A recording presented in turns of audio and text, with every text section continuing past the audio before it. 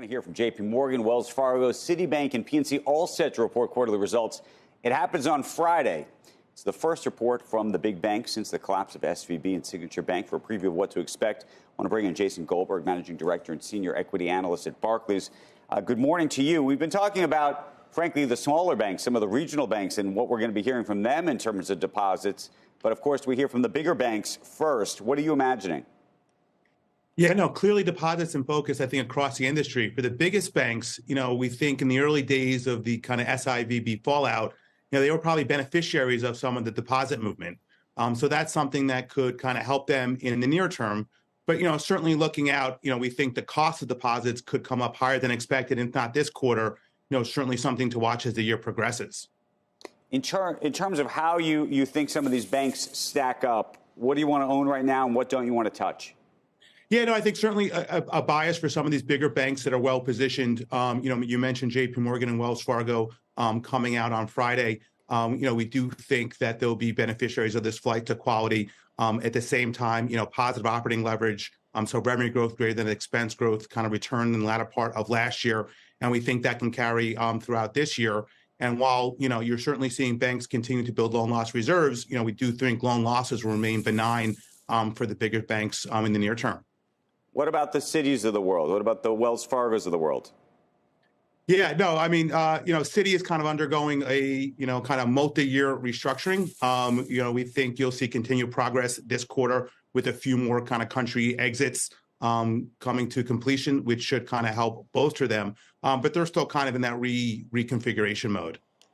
And then let's talk about some of the regionals. Some of them arguably, they're either falling knives or, one of the great value plays of all time. Is there anything on this list that you say to yourself, I'd own that? Yeah, no, I think for the regional banks, there's obviously a lot of concern on these deposit flows.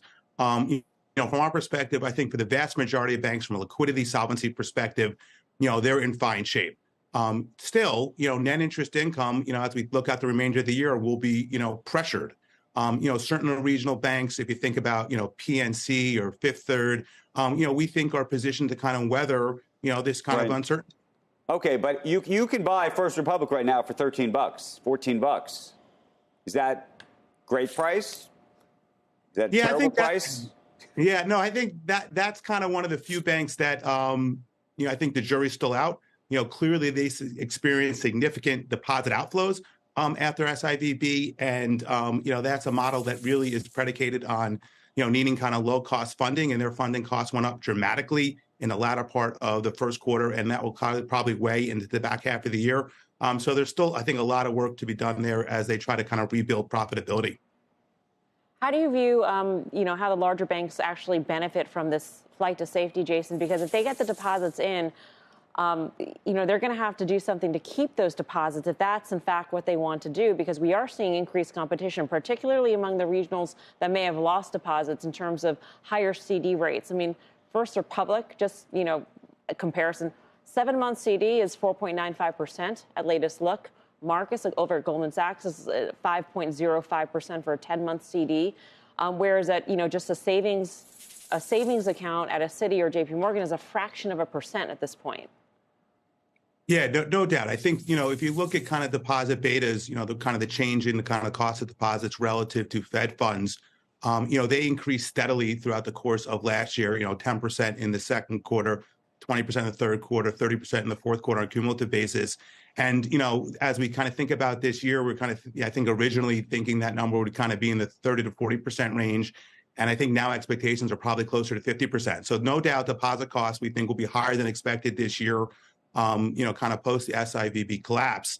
That being said, assets also continue to reprice higher.